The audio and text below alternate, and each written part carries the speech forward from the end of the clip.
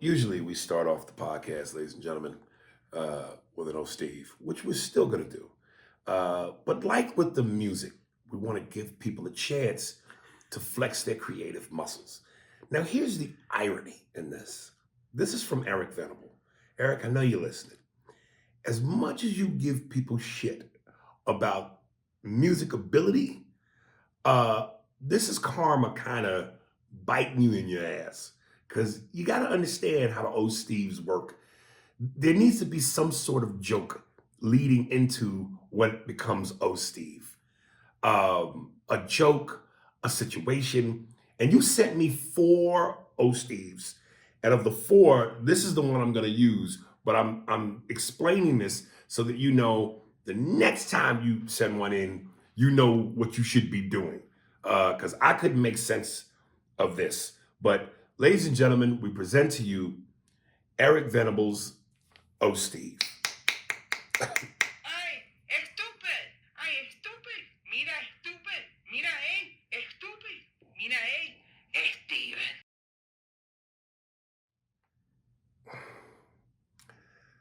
Eric, we're going to give you a second shot. You didn't make the cut on this one. You've been cut from the team, but tryouts will resume again next week, and you can try out next week. You don't have to do this, but I'm only doing this because this is who I am. This is how I play the game. If you don't play the game that way, then don't play the game. Break. All right. Any thoughts on Eric's attempt? No. Yeah, it was an attempt. It was a swing. It was a swing. It was a swing. But a miss.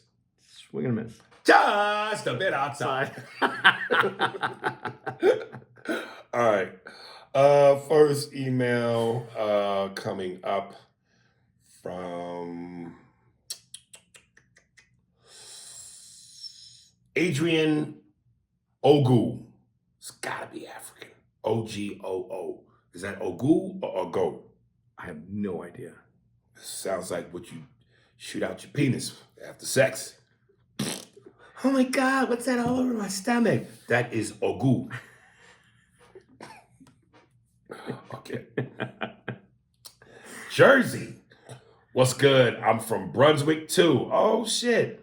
I'm still waiting for you to come to the Stress Factory again. Brother, you missed us. We was just there at the... It was a little while ago. Yeah, but wasn't it still like just winter coming to an end? Yeah, we were on the tent. Yeah. I'm a day one listener, although y'all were about 30 episodes in when I first started. I started watching Oz and Sopranos because your recommendation, although I couldn't finish The Sopranos, and I'm glad you watched Snowfall and Sons of Anarchy. Stop the car. Why the fuck could you not finish The Sopranos? I want to know, Ogu. I would rather finish watching The Sopranos than watching Oz, than finish Oz. Yeah. Into which little trivia, you know which Soprano member was also in Oz as a regular? No, which one? Edie Falco. Oh, that's right. She was one of the prison guards. Yeah, that's right. I forgot. And then she's also in Nurse Jackie. Yes, but I don't think that series is because that seemed like it came and went. It was on for quite a few seasons. Really? Yeah. But Adam Ferrera was in it, so that's, that's right. Yeah, cool dude. I want to know why these cocksucker can't finish watching The Sopranos. They got Uncle John, Christopher, Shell, Bobby Bacala, Jadish, Uncle John. How the fuck could you not watch it? It's a great fucking show. This fucking guy just fucking stood out. I'm gonna come to your fucking house and I'm gonna fucking murder you, you son of a bitch. You're just more a fan of Alabisi than... Well, of course. Ogu, nigga. Adibise. 2 African niggas. Ogu and Adibise. We're going to take your booty from you when you come in the cell and you have no say in the matter. What was the little hat? I don't know. I was just wondering. I ain't got that motherfucker to stay on his head. I don't know. Yeah. And Oz was a show I never could get into. Did you like it? it was cringe. It was a cringy show. Like if you could hang through the cringy part and you saw it, it Right. really gave you that dirty feeling of what It could did happen in prison. nothing for me, dude. I think they should show that to people on their way in, like people who are getting off the track and could end up in prison. That show would make me not want to go. I don't know about that, but I know that movie Penitentiary with Leon Isaac Hayes, nigga, in the 70s. That was a rough movie. That was some scary shit. But I also saw that when I was a kid. And you know, shows like, that's what HBO grew its dick. Because of The Sopranos, Sex and the City, and Oz. And then The Wire shortly thereafter. But that's what put HBO on the map to being the big bully on the block. Those 4 shows. And you know, of course, it's been nothing but juggernauts ever since. Back to Ogu. I'm glad you watched Snowfall and Sons of Anarchy. I'm not anti-Andy like most of the other listeners. I just think his views are a little futuristic since we still have shit we're dealing with currently, but I understand where you're coming from, or should I say going. I've wanted to email for a while, but didn't, and still don't have much to say, except I'd love to see y'all drop a light YouTube special or something. I attached a pic of when I met you in Disney World like 10 years ago. Hopefully $10, a lot of money. Oh, goodness, I don't even remember that shit. But now that I look, yes, besides me, it's 2 black niggas in there. So now we know Ago is something black. Dog, you hurt me with The Sopranos, man. How could you not? How dare you? All right. Wolverine Weapon X. Kiki-san.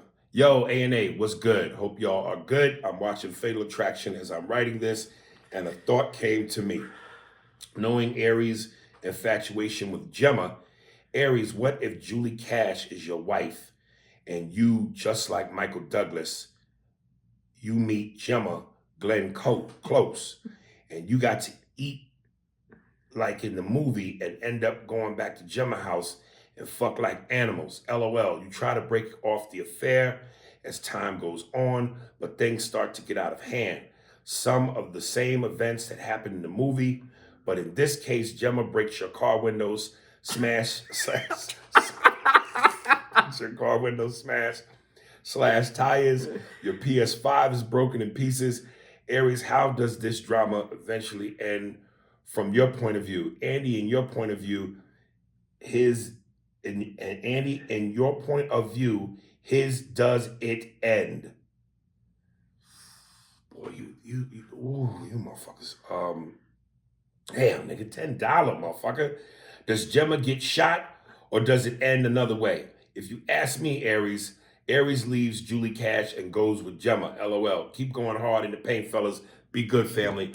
I don't think that you leave Julie Cash. I think Gemma just picks you up and takes you. That's great. Gemma smash. Gemma smash. Nigga with me. Listen, I walk into the house with Julie and I smell the bunny boiling and I know Gemma's behind it. I'm telling Julie, hey, bitch, cut up some carrots and celery, throw them in the pot. We about to have wabbit stew. Dude, I know you well enough that you're going to try to figure out how to make that come together. With both? Yeah. Yes. That's the answer. I'm going to pull some African shit. Both of you bitches are with me. You have no say in the matter. Yeah, dude, I've lost points with Julie Cash for some sidebar reasons. So she ain't on my list no more like she used to be. She on some bullshit. But yeah, Gemma beats everything. Let me tell you something. There was another broad who I was infatuated with before Gemma. Her name is Miradime. This bitch. Wow. But then Gemma just came and took the cake, bro. So yeah, brothers, we know how that ends.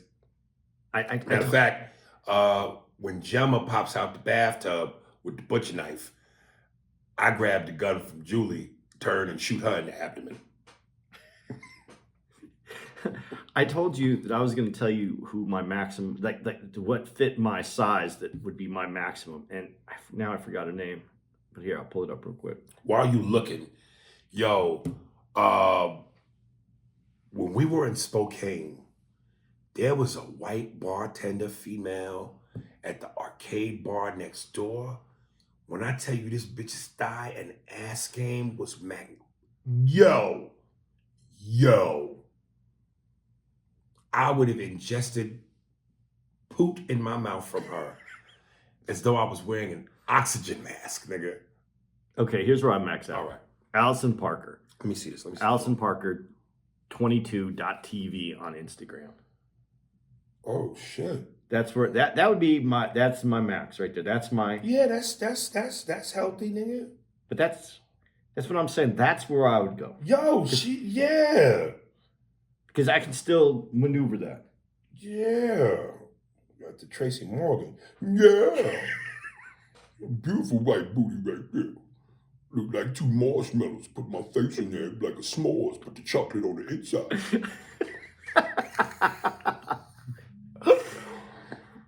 There. Yeah, she's all right. Daniel Bent. Damn, dog. It's been a minute since I wrote into you guys, but a nigga's still here listening. First off, let me just say prayers out to the family of Earl Simmons, aka DMX. We lost a lot of great ones in the hip hop community, but this one hits different. It wasn't murder like Biggie and Pac, but this one here feels just like that.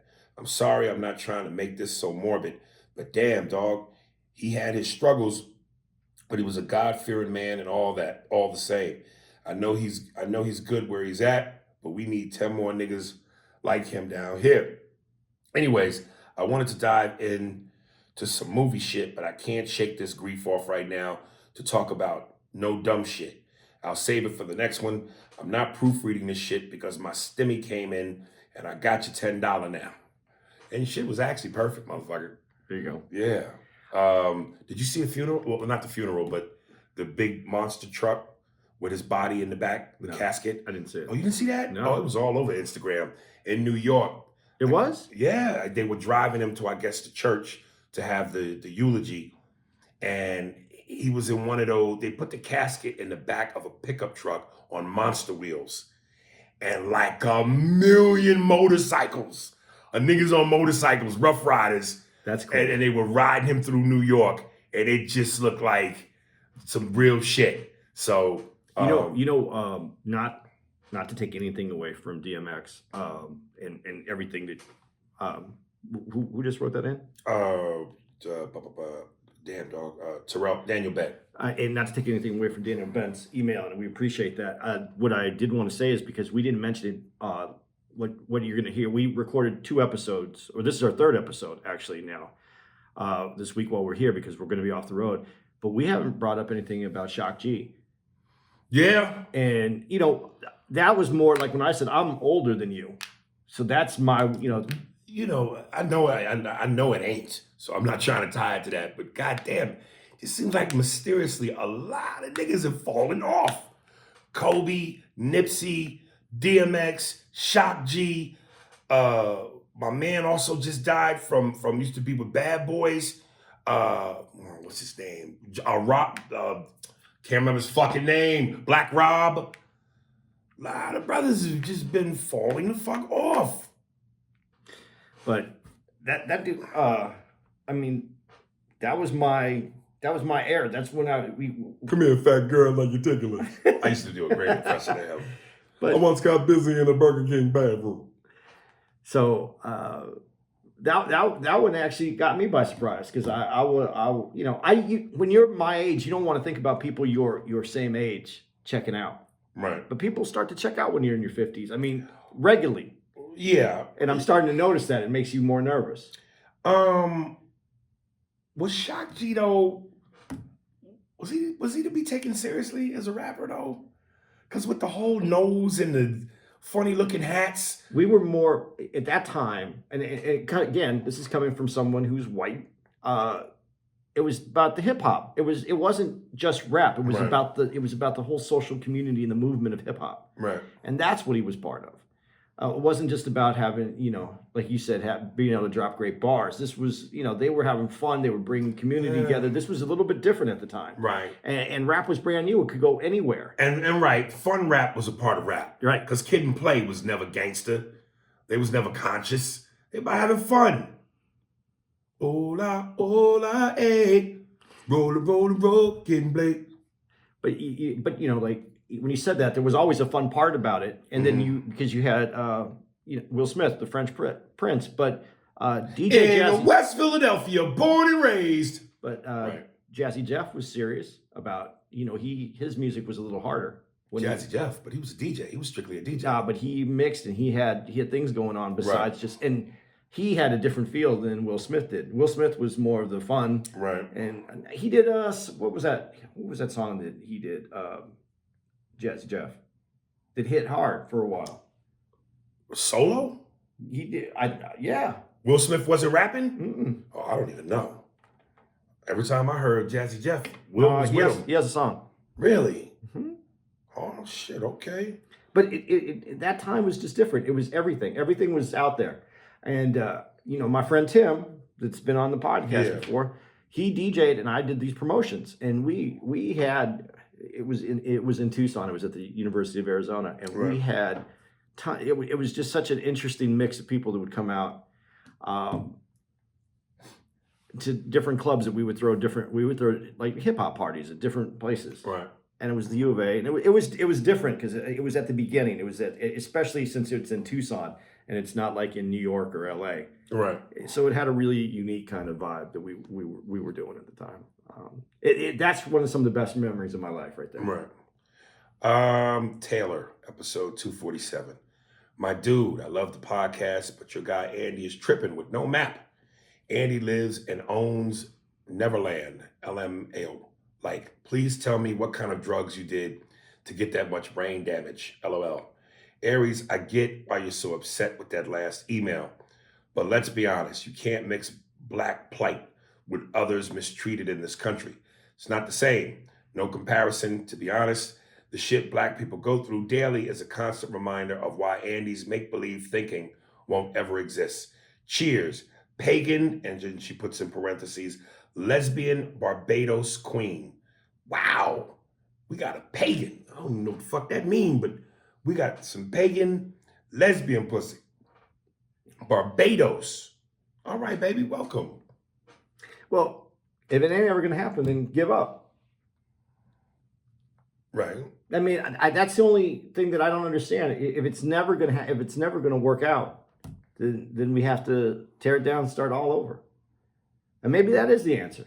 But it isn't. I like how she said, I'm tripping with no map. Like, I have a destination. You just don't think it's going to work out. I'm hoping we get there. I guess. No, I don't want to do that. I think this is one of those moments where, like the girl said, you don't always have to explain yourself. No, I don't. Because we know that the gist of it is we always hope for a better way. We're trying to strive for a better way. But, and I think I said this before, but like the war on drugs, this is a fight that's never going to turn out right. Because it's just, I think it's in people's, I don't want to say nature, but there's something in us as human beings. I don't know if I'm saying this right. Not to hate. It's fear. But to want to be distrustful, dislike, if you don't look like me, sound like me, fuck it, different, fear, whatever you want to call it. And I know that's not the majority of all people. But again, this country is just it's been sewn into the fabric so deeply. I don't think it can be undone. I don't think these are wires that can be untangled. This is forever going to be tangled. We just have to do the best we can with it. I agree with you to an extent. Mm-hmm. But I think that we are seeing that there is progress that can be made, and we can change the direction. Because I don't like how this goes on. But you know what? I'll say it this way to her, and I'm not justifying my position. Then just take everything Martin Luther King ever wrote and take out his and he had besides what is being sold to us as far as his speeches, there's other things that he said that are very critical. But just throw all that away then, because what you're saying is, because that's the fantasy land and the direction that I'm trying to go to. So if it doesn't exist and my map is fucked up, then throw all that shit away. You know, that's the map I'm following. You know, I know it's a saying, you know, life is more full of disappointments than reasons to celebrate. That's just the harsh reality of life. You lose more than you win. And I think that when it comes to things like that and race, unfortunately, there's going to be more downsides than upsides. But find the joy where you can, do the best you can with it, try to be the best person you can be, try to treat others with respect and love as best you can, and hope for the goddamn best. I think that once you get to the point where you stop looking at people and start looking at people's humanity, then you start to do what you just said. You have to see people as human, not the way. And why I said it's fearful, if you see someone that looks different than you, you automatically, you know what, take this a different route, because it's easier for us to do it this way, I think, than even to do it that way. Lifestyle. If you see someone that lives a different lifestyle than you, and I'm going to use the LGBTQ community to do this, and the reason I'm using them is because it that transcends some of what I'm trying to say here, because that's absent of the color, because that encompasses everyone. But when you have a straight community and you have a gay community, and the straight community is completely ununderstanding and loses sight of that group's humanity. It has nothing to do with color. It just has to do with lifestyle. It has nothing to do with race. It has to do with lifestyle.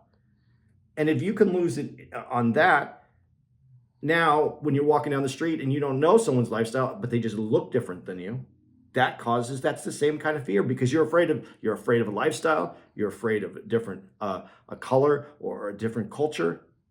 This is all fear. We're all fear-based. And I say that's where if we lose the fear, then we can open up and we can see each other's humanity. Because as we were talking about, I think in the last podcast when we talked about, or was it this podcast when we were talking about Tom Hanks and Denzel Washington movie, Philadelphia.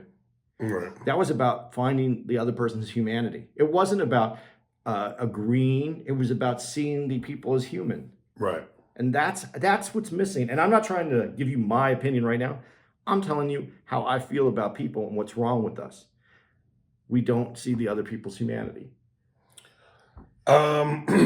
Max Castillo, before I read this, I was scrolling down in the emails to which I responded to him, because usually what I like to do is get these emails and read them on the podcast and then organically respond to them with Andy. But every now and then I get one that bothers me a little bit, and my inclination is to go respond to you immediately, because you got me triggered.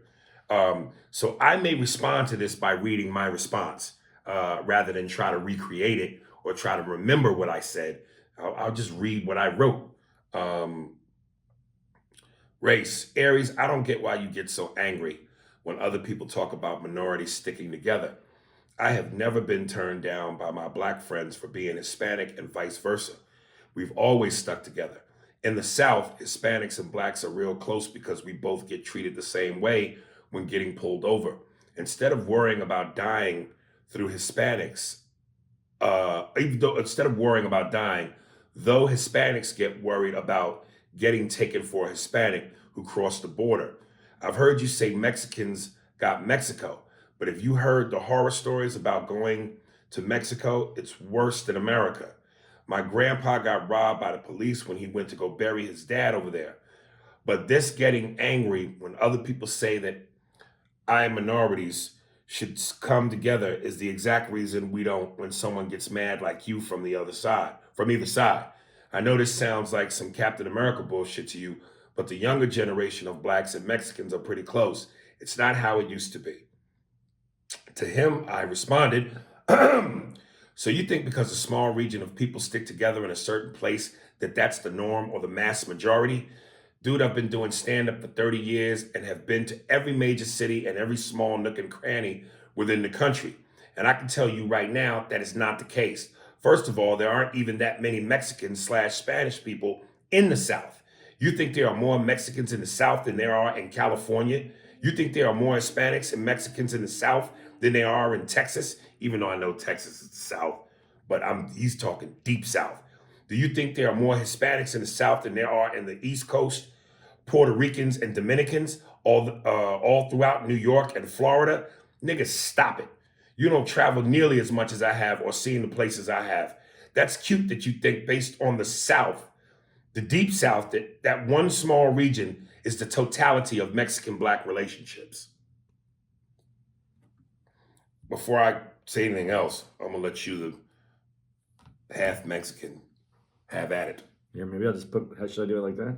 What? Put my face halfway on this. Yeah. Go ahead.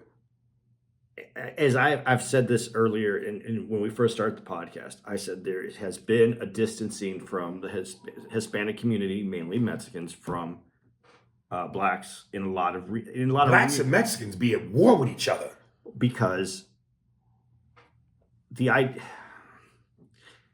Mexican, and see, I'm speaking broadly, and I'm painting with the big brush, and I'm not saying all Mexicans do this, but because this was land was at one time part of Mexico that we called the United States, right? Mainly California, Arizona, all the way through Texas, all the way down.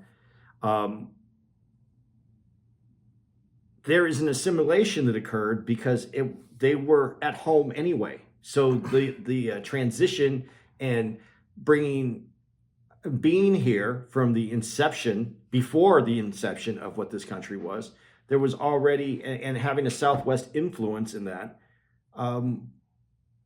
it was easy to blend. It was easy to assimilate into this culture.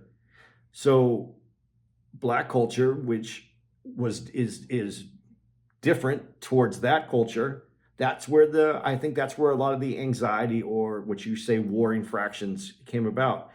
I do see, and I told you I did the research, and I don't have it here, but I'm happy to go get it if you'd like to take a break on this. But yes, percentage-wise, blacks go through more, like we said, with policing in this country. But close second is the Mexican community, the Hispanic community. Now let me just say to you, here's why I frown upon that. I'm not saying that there aren't moments. I'm sure there are. But every time you turn on the goddamn news, it's a story about a black person being murdered by the police. Matter of fact, the day we celebrated Chauvin's conviction is when Ma'Khia Bryant was killed. So it was like, here we are, sitting here with bubble guts, fingers crossed, arms locked in prayer, hoping we're gonna get justice. And while one guy is held accountable finally, another girl is killed. I saw on the news yesterday about a man who was just killed in front of his house. You can see all the posts that DL Hewley posts where black people are being called nigger. We're going through situations with police.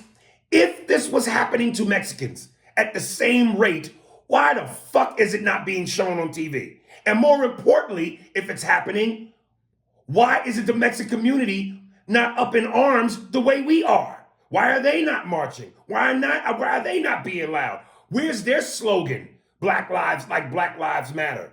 Well, did you not see the 13-year-old young man, Toledo, that was shot and killed by the police? I just said it. Moments. Okay. But blacks being killed and shown being fucked up by the police is as consistent as a commercial break from a TV show. Okay, but wait a minute. Let's just do this real quick. Percentage-wise, blacks are killed at a higher rate percentage-wise. But there are more whites being killed. How come? And I'm just saying this, and I'm not trying to justify any of this. What I'm asking is, why don't you see more of the white deaths on TV too, so that they can explain why policing is wrong? Why don't you see that? Because again, those white deaths are not racial. They're not racially motivated. Because it doesn't. It's white people wilding out, and the cops that do go, I'm not gonna take this motherfucker alive. This is a life or death, me versus him. I'm taking this motherfucker out. But white people being killed by police it's not racially motivated. it may not be racially motivated as you're saying, but they're still dying, and we don't see that. We don't need to see that. Why do we need to see that? Because if you could explain, One is racially motivated, which we know is wrong, and one isn't. because if you could explain to the country why policing has jeopardized all walks of life, you could probably change it a lot quicker. But why isn't it being shown then that way? Because if you could show that, Because one is wrong and one isn't. Andy, hold up. You're telling me that based on the stats, more white people die at the hands of cops than black people. But again, are those murders, I'm a white cop looking to kill white people because they're white? No. So why the fuck does that matter? okay, but like you said, in that situation where the cop pulled up and he had to make a decision and he saw a blade and he took the life of that girl, the 16-year-old girl, correct? Yes. You don't think that there's any of those situations that happen in no? But again, don't tie that one to that one, Okay. because again, I said the cop was justified based on the circumstance. Okay. But when white people are getting, I don't even want to use the word slaughtered. When white people are getting killed by police, it's not racially motivated. When black people are getting killed by police, slaughtered, it's racially motivated. There's a difference.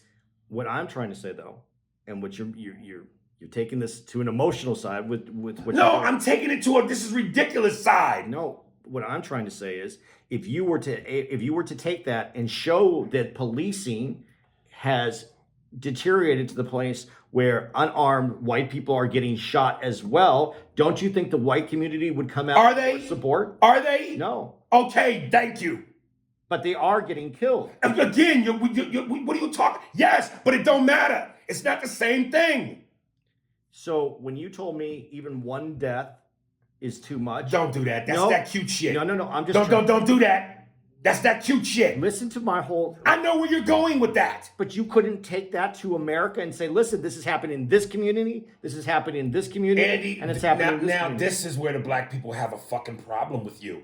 Because you're trying to justify one thing from a statistic standpoint to another, and it's not the same. No, I'm not trying to justify any statistic. I'm trying to say if you could show white America that they are in jeopardy of losing more people if they White allow- America is in jeopardy. Listen to how that sounds. Did you just hear? No, what I said. If you could show white America that they are in jeopardy of this moving to the white community as well because of. Do you poor think it'll policing. move to the white community? Yes. Oh, get the fuck out of here. Let's go back to the Mexicans, because that's what this was about. Okay. Don't ask me to feel sorry or look at. How look are through the- you seeing that I'm asking you to feel sorry? I'm talking about. What are you sheer trying to numbers. justify right now? I'm trying to say that bad policing, as it gets worse, is going to affect all communities. And that Based on what? Because one is based on race, bad policing. So for white people, based on what? the bad policing is over policing in black communities. That's why this is happening. But as this continues and this bad policing continues and we continue to over police and we don't hold police accountable, it will move throughout every And community. it'll affect white people the same way it affects black people? Number wise, no. Fuck the numbers. Motivation.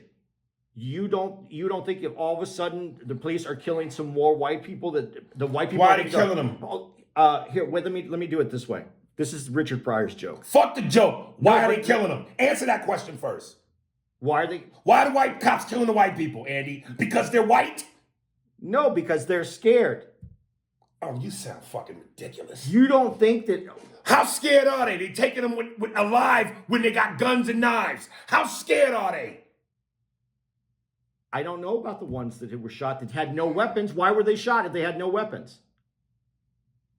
Well, show me the footage, Andy, of white people getting shot unarmed. I can give you the numbers. I can Fuck show you the numbers. Show me the footage. I can give you. We know one thing about media. Media loves sensationalism. Okay. And anything bad is ratings. If white people were getting killed unarmed, we would see it on television. They would not hide it. It doesn't fit the direction that they want to go right now. Andy, can we just go back to the Mexicans? Because the white talk is ridiculous. What I'm saying, and what you're completely missing what I'm saying. I'm not missing shit.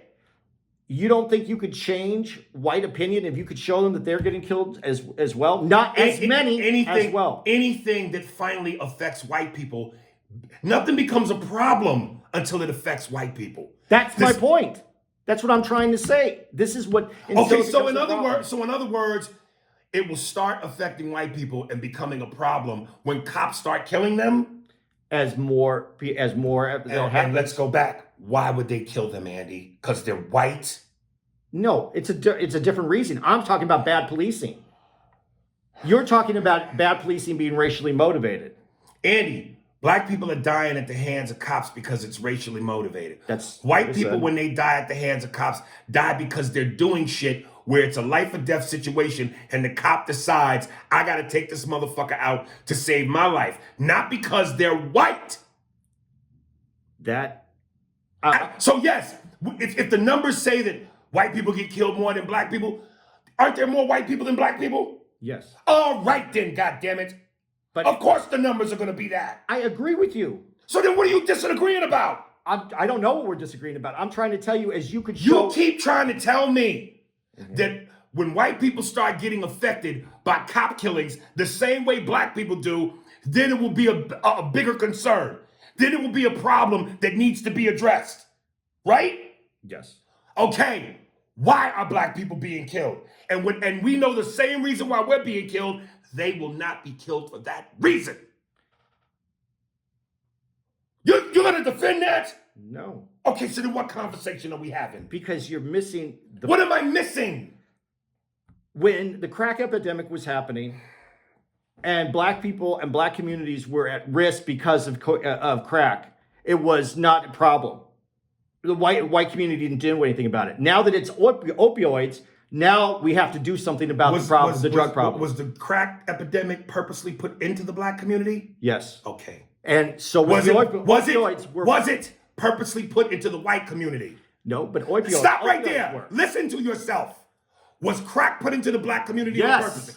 purpose? Was crack put into the white community on purpose? No. All right then. So if one is put there on purpose, it's designed to take niggas out.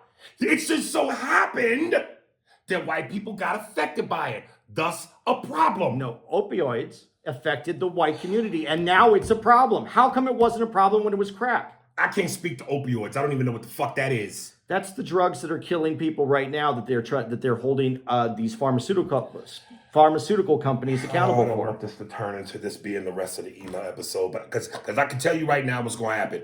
And I know people will say to you, Eddie, we love how you stand your ground. I'm sure you're going to get those emails, but at the same fucking time, you're going to get a slew of niggas telling you you are out of your fucking mind.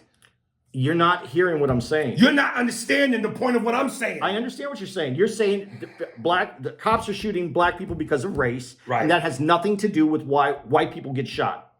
Right, but you're telling me that the numbers, No. the statistics say this. And when white people start getting killed and it's a problem, then White people will want to do something about policing. Okay. I don't All right. I don't understand why we're missing on this. Okay. It's never a problem in this country until it affects white people, is what I'm saying. Do you disagree with that? I just said that's the case. Okay, so what I'm saying is, as this happens, Okay, so as this happens, and white people are getting slaughtered, I didn't say slaughtered. all right, killed. Potatoes, potato, nigga. Because if white people are getting killed by police and they go, this is a problem, what's the issue with why it's a problem? Because it's white people now. Because they're white? Because Do you see the difference? Because we are getting killed because they're not getting killed because. Let me flip it for you. You ready? Yeah. What if it was black cops murdering white folks? That would be perfect to make to make this work out the way that what Okay, I'm trying to say. but the same chances of niggas killing white folks because they're white is just as much as white cops killing white people because they're white. There's no chance of either one. It's not because of their white. I'm saying if policing continues to be over-policed and bad, eventually white people are going to want to demand the policing change. Okay, I tell you what. Let's cross that bridge when we come to it. Because the bridge we've been on, since you even said yourself on one of the episodes, back in slavery, there were cop patrols. right? Yeah. So cops been fucking with niggas for over 400 years. So we know that this bridge has been crossed. It's still being crossed. Yes. Let's talk about your scenario when that happens. Because until that happens, woulda, shoulda, coulda, maybe, fantasy. The reality is we are getting killed because we are black. Agreed. I didn't try to change any of that. Okay, but you're trying to say something that doesn't exist. When cops start killing white people at a certain level, then white people, I'm telling you, the chances of that are nil. As more bad policing happens, hopefully they'll change the way policing is done. Yeah, because hopefully through human decency and humanity, the white people are going, this is foul. Let's join in with the black people and fight this fight. And I think that's where we This are. is not their fight. But if, thank God, some of them care enough to join it. That's exactly what I'm saying. That's not what you're Yes. saying. And I'm saying. And I said it. No, That's not what you no, said. that's exactly what I'm saying. And I'm saying if that doesn't happen soon enough, and more white bodies were to start to fall, eventually more white people would cross over. Okay. So now you're saying if white people in joining our fight were to get killed with us, No, I'm just saying if it was to happen, more white people would be on the side of changing policing. so if more white people got killed at the hands of white cops enough, they would be on the side of changing. Yes, Why would white people be killed by cops that much? because of bad policing. So bad policing is going to get so bad that white cops are going to start slaughtering white people. I think that cops don't get the training and aren't taught the things that they need. That yes, I think that they have the potential to, without racial bias, kill white people as well. Oh, so the policing can get so bad that they're going to slaughter white people, young white kids. I didn't say slaughter. Will you stop making apples oranges, Andy? Slaughter and kill, either way, it's dead. Okay. So if white cops gonna start killing 16-year-old Ma'Khia Bryant, but her name is Bethany Hamilton, if they're gonna kill Dante, I don't know his last name, but a Michael John, all white kids, white people shooting white people in front of their kids, killing them with their kids in the back of the car, the white version of Sandra Bland, the white version of Freddie Gray. If that happens enough, then white people gonna go, there's a problem. Is that what you're saying? Yeah. And you honestly think that's a reality? I don't think that it's going to happen tomorrow, but yes, I think as things happen, I think white people will finally be affected enough that they want to make a change. What I'm saying is, absent of that, white people have been what word do I want to use? They have not been very effective of wanting to make the change. This is the first time I've seen white folks want to make the change. And they're not making the change for themselves. They're making the change because some of them are deciding to be in with us on this fight. Yes. And I'm talking about the others that aren't even moved by that. I'm talking about that 1 in 4 that didn't think that this was the right verdict on. Okay, so if they haven't been changed already, then it has to go to their house before they'll change. and you think it's going to go to their house. Dude, I say that I think that it's going to happen tomorrow and that there's going to be a sudden rise. Listen, I don't think it's going to happen ever. I think if the media would show some of it, it might happen. They don't show it because there's nothing to show. Show me, Andy. You honestly don't think that the police have ever killed any white dudes just because Because what? they were scared? They were bad police officers and they were scared. Andy, even if I gave you that, fear, I'm scared. I'm so scared that I'm going to shoot this motherfucker. That's not the same as I'm going to shoot you because of your pigmentation. I'm not justifying it as being the same. I'm saying that that's what it would take to get those other white And you people think there's over. going to be enough examples of that to flip it? No, I didn't say that. I said if they were to actually start showing that as well. Okay. Anyway, like I said, I want to get back to the Mexican thing and Okay. move on. Like I said, if there was footage on an equal level, It's 36 per million black people get killed by the police, and it's 24 per million Mexicans get killed by the police. okay, whatever, I'm just giving you the numbers. whatever. If it was, You want to know what it was? It was 16 per million. okay, whatever. If it was happening to the same degree, how come Mexicans aren't up in arms the way we are? How come it's not on TV consistently the way it is with us? I don't know, because even the Toledo case where the 13-year-old Hispanic A kid, case. but case. where is it? Where is it? How come it isn't on TV? Okay, fine. A case. But how come it's more than Niggas, cases. Okay, 36 out of a million, 24 out of a million. You say one is too many, but you're Well, I tell you what. minimizing. I tell you what. I'm not minimizing shit, because if I was Mexican and my people were being killed, I would think I'd want to go along with my community. Hey, y'all, we need to be loud. We need to march. We need to protest. We need to stand up. We need to make some noise. And I ain't heard shit. Do you want to know one of the reasons why? And you'll agree with this one. Because when you do kill one Mexican kid that's 13, and then 3 more black kids or black folks are killed in the same week, the Mexican story goes away. Why does it go away? Because there's more black people dying at the hands of police than there are Mexicans. Thank you. Case fucking closed. But I said it The when defense restaurant. I said it in the numbers: 36 per million. Fuck the numbers. 24. You said it how it needed to be said. But I never denied it. Fuck numbers. But I never denied it. Then why are you fighting it? I'm not. All I was trying to say is it never changes until it affects white people. All right. I don't understand how that's a miss, because you know the same thing. It didn't affect white people in the crack. I said it. But I said it too. And you bypass it, because I'm saying if it doesn't affect white people, it's probably going to be a lot longer and harder to change. Okay. Dude, I don't ever think it'll affect white people. Not based on what you're talking about. Well, I said I gave you the crack epidemic to the opioids, Right. even though it's 2 different things, but it's drugs. They didn't make changes until it affected white America. Apologize to the people that are listening to this who might be feeling like this is going on too long, but this is the problem when you have these discussions about race.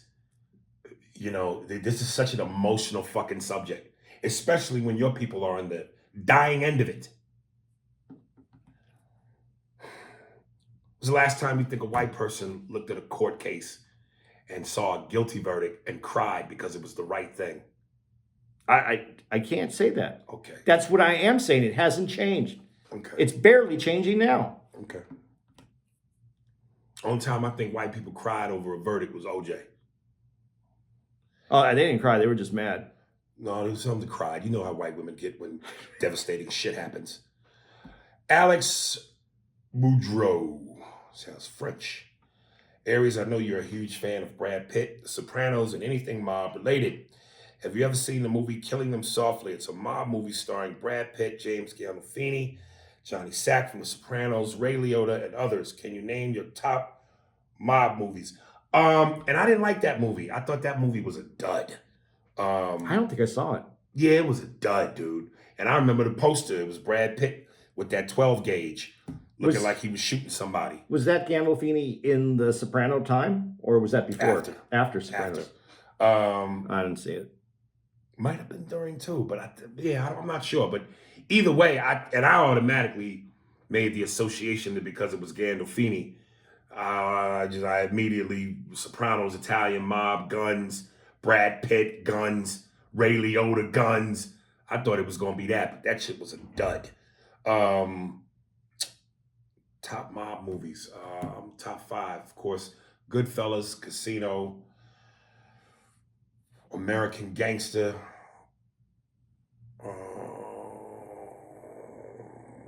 Godfather. Godfather it was my dad's. I like it, but I know it should have its place. But Godfather to me was almost like I'm a Generation Xer. That's what the young kids are called, right? Not millennials. We're the millennials. I think it's Z now. Whatever it is, Yeah. whatever the alphabet is. Yeah. And LeBron is my guy, even though Okay. Jordan's the GOAT. I got what you're saying. You know what I mean? Yeah. Godfather is Jordan, but that was my dad's era. I'm more the modern mob. Ali and Tyson. Yeah. Gotcha. I want to say Donnie Brasco. Oh, Black Mask, even though I know a lot of people didn't feel that was great. And I could throw in Donnie Brasco. Yeah, I know I'm missing something. Do Do you have a top 5? Godfather 1 and 2. 3 more. Yeah, then the Goodfellas. Mm-hmm. Casino. Uh-huh. And then it either has to go. What's the Denzel Godfather of Harlem movie? The American Gangster. American Gangster. That's 5. That's 5. Okay. Yeah. Oh, what was the one about Whitey, whatever the? Whitey Bulger, Black Mask. Oh, is that Black Mask? Yeah. Yeah, I did like that one though. That wasn't great, but there was something about I it thought that his performance was so fucking solid. Just saying, we'll get you a stretch of leather work locked up real fucking quick. That scene where he fucks with the dude, the FBI guy or whatever his position is, and he gives him the recipe to the steak. And he goes, well, it's a family secret. And he goes, you said it was a family secret, but you gave it up real fucking quick. Well, I was just saying, I'll get you a stretch of Leavenworth. Just saying, we'll get you buried real fucking quick. And then the guy goes, I'm just fucking with you. It's a recipe. I couldn't give a shit. It tastes good. Look at his fucking face. I'm fucking with you. Yeah, that scene is great. dude. And I like how because it's all based on a true story, and it got to show how shady the FBI was at that time too. That was a statistic thing. I can't remember it. As I was perusing through Instagram and looking through some of the, shit to look at, there was this one thing. This is one, I don't know if they're memes, but whatever you call these fucking things. This one thing about movies, it's just all about movies. And they were saying that one of the key strategies in movies to build tension is silence. And they use as an example the scene from Goodfellas where, of course, Ray Liotta tells Joe Pesci he's funny. Oh, yeah. I don't know, amuse you? No, Anthony, he's a big boy. What do you mean? Funny how? And then there's just a stretch where nobody's saying anything. The camera's on Ray Liotta's face trying to figure out what the fuck is going on. Cut to Joe Pesci's face. He's like, not saying nothing, but his face is like, you motherfucker. And he goes, in movies, just silence sometimes causes tension because it makes everybody go, what's going to happen? And put you on the edge of your seat. And it's a great movie technique. So I always love little tidbits of information like that. Dude, there's a couple other gangster movies that I really like. I feel like I'm missing some. I like Once Upon a Time in America. I never saw that. But these aren't movies that necessarily have like your gritty kind of, there's some gangster movies that just have great stories. Right. And so some of those I think are missing in there that are just great stories. But we're definitely missing some. Let me see something. Terrell, Snyderverse. What up, A&A? Still waiting on that ale. Although I know you don't have it anyway, that Snyder version was straight fire. First, I want to say the 4 hours was nothing. When I was done, I didn't even realize 4 hours had passed. It was that good. I did just like you, Andy. I had to go back and watch the first release to see the difference. Boy, was there ever one. The biggest improvement for me was how they gave Flash and Cyborg more meat. Not only that, the addition of Darkseid I felt gave the movie more of a true nemesis. Steppenwolf just seemed like a second-class foe. He didn't give off that fear for your life vibe. One area that makes Marvel much better than the DC movies is the build-up.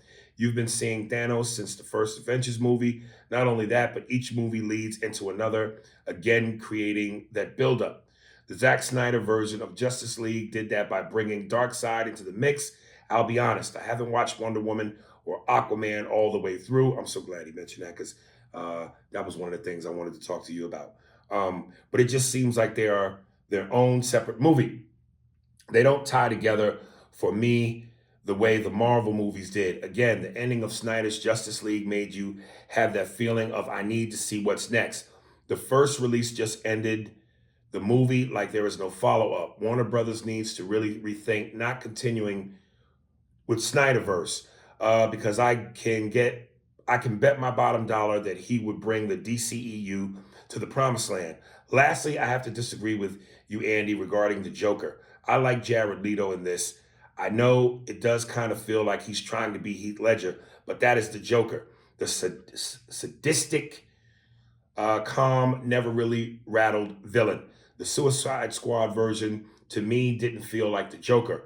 Oh, and I do have to admit, Ben Affleck is probably the best Batman. Goddamn right. This coming from a guy who swore on Christian Bale as the best Batman for many years. I know this is totally off topic, but did you happen to catch the Biggie doc on Netflix? It's a good one. Anyway, keep up the great work, fellas. Can't wait to catch you guys in person. Terrell Jackson. But to his point though, the Batman, which one was the one before? Christian Bale? Yeah, Christian Bale was the best Batman. Yes, he was. At that time. At that time. So, he did really kind of reset Batman. And here's what's nuts. I really hope they continue with the Snyderverse because it's just, you saw what it could do. Build on that. Better late than never. And I get what you're saying about Marvel, and you're right. They laid the groundwork. It was a 10-year journey, and it paid off. It felt like it was a 10-year journey. But even though DC stumbled out the starting blocks and tripped and fell over itself a little bit, pull it together, man. You got something. They just started shooting the Flash movie in London. And both Michael Keaton is reprising his role as Batman, and Ben Affleck is going to be in it as Batman. I'm so fucking curious to see how they pull that off. Two Batmans, like and I'm not a comic book geek, nary fanboy, because I know he would know why that is. But there's a reason for that. But I heard Ben Affleck won't do the Snyder Universe now because he can't. He said he would if Zack Snyder is involved. But I heard that there was scheduling issues now too if they tried to do it because he. Oh, they gotta work this out. He's the best Batman, dude. Dude, I finally saw Wonder Woman 1984. Here's your 2 hours back. Oh, Jesus. Dude, listen, when the fuck, and again, because I'm a guy, I am an action movie, superhero movie fan because I'm a dude. That's the dude in me. But I'm not a comic book geek. So maybe what I'm about to say, I just don't know because I'm not a comic book geek. When the fuck was Wonder Woman able to fly like Superman? That moment in the movie where she's flying through the clouds. This bitch is lassoing lightning, nigga. Swinging off of lightning bolts. That was ridiculous to me. Well, I thought the ridiculous part was that Marvel already got the 80s movie return. Captain Marvel. And so, again, it just shows that there are steps behind Marvel. It didn't, even if the movie was good, it still would have been behind Marvel. Right. But the movie wasn't good on top of it. Yeah, dude. And listen, I'm going to be honest. At first, I was skeptical, and the chauvinist in me didn't want to go see the first Wonder Woman. And I remember when the first previews came out, and me and Neri were in Sacramento, and we were at this this place where I had some pho. I tried pho for the first time, and he was so geeked, and I was just like, man, I don't want to see no woman and all that. But then I said, fuck it, let me go see it. And I liked it. It was good. But I didn't like it. But I liked it. I liked it, and that's why I was disappointed in the second one, because they had the formula. Right. They screwed up the recipe. And that shit in the beginning of the movie with the mall, her going through the mall with the bad guy, it felt hokey. It felt corny at times. Scarface, by the way. You know, a lot of people don't like to count Scarface as a mob movie. But it was left. Yeah. I'm sorry. Go ahead. No. Go back to what you're doing. I'm pretty much done with that. Yeah. Yeah. A lot of people, you know, let's be honest, that's the niggas and the Hispanics mob movie. Is it? I don't know that white people feel the way about Scarface the way street niggas do. Blacks and Hispanics. I don't know, man. I don't know. I'd be curious to know. Because when you think mob movies, Italian, all the stereotypes, whereas Scarface is, you know, every drug dealer, every rapper, wants to be Scarface. Yeah, you know what else is missed in that too, though. This might be a really interesting podcast for us to do, but we none of the like Asian gangster movies are there either. Like when Are there any popular Asians? yeah, there's some really. I want to name one There was from one the 80s. You'll know this. Black Rain. with Michael Keaton. No, Michael Keaton, Michael Douglas. Yeah. That movie. And Andy Garcia. Yeah, that's Yes. that's what I was That's thinking a when I said it kick-ass to you. movie. Yeah, Yeah, that's what- yeah. But yeah, we're missing those movies. And Other than that, though, I can't think of another one. there's I know there's others in the genre. Mm. Yeah, Black Rain was good. That was a movie that we never brought up before. Right, That's what I was right. thinking about when I said that to you right now. That's a movie. That scene with on the Right. motorcycles, Right. and the what do they call those swords? My brother's big into Asian shit, so I bought him one of those katana. Is that what- So I think it's called a katana. Yeah, Yeah. that shit. That's Right. a movie. If you guys haven't seen that movie, Yeah. that's one to go reach Yeah, back. that's a trip down memory lane. All right, I think that's it. I want to find something. I want to just let y'all know, because I know enough of y'all who have listened to this podcast knows. Yeah, nothing is fake. This is not a reality show. You know what I'm saying? Where it's fake scripted drama. We go through what we go through because we both, passionate about race.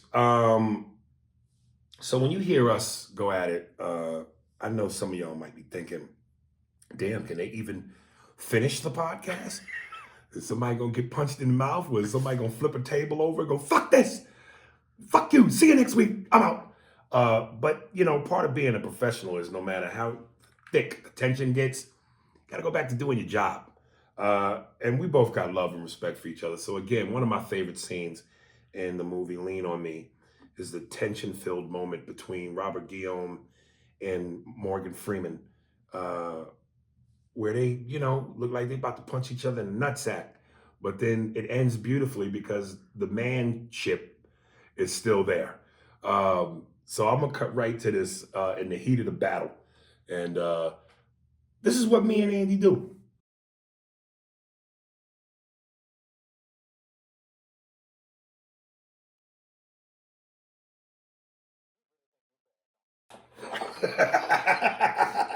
Did you hear him use that silence Yeah. for the tension? That's that silence. Uh, I am the head nigger in charge. Come on, let's go get something to eat. You really think you bad, don't you? Yeah, so it's all love, man. I got love for this Yamaka motherfucker, man. oh, I thought you were gonna call me the honky your dad's word. Oh, god damn it. Man, I got love for this hunky. What mob movies did we miss? I just looked it up really quick.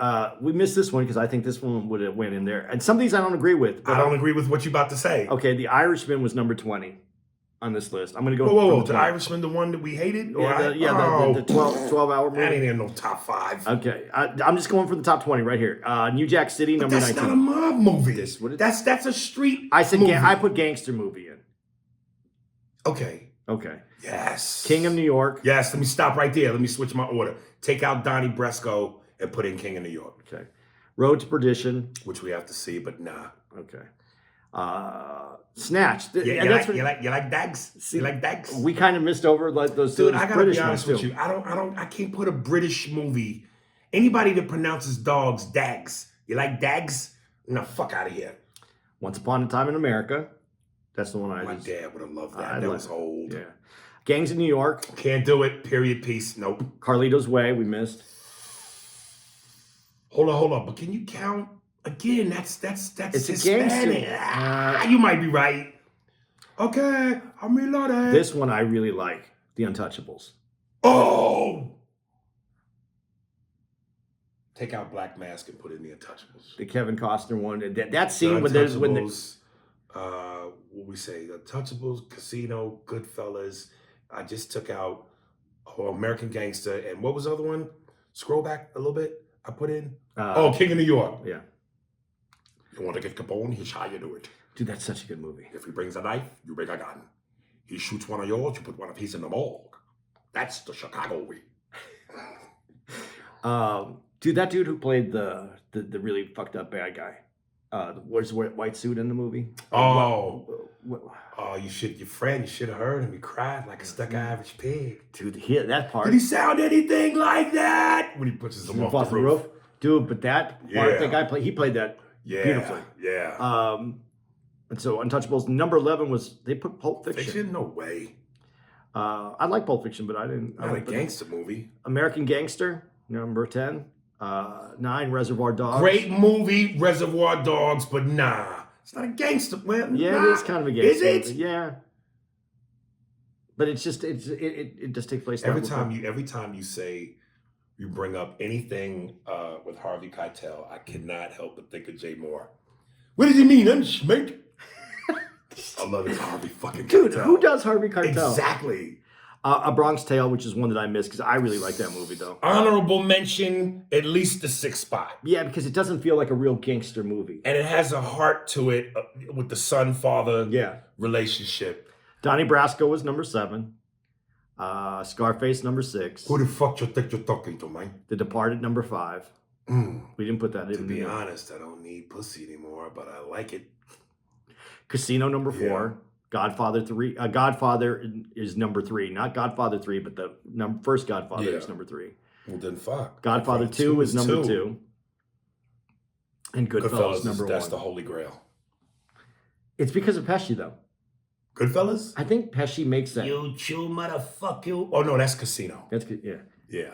This, I think he makes it because... Don't you ever go over my head again, you Jew, motherfucker. You. Do you know how many people want a piece of your Jewish? Fucking love it.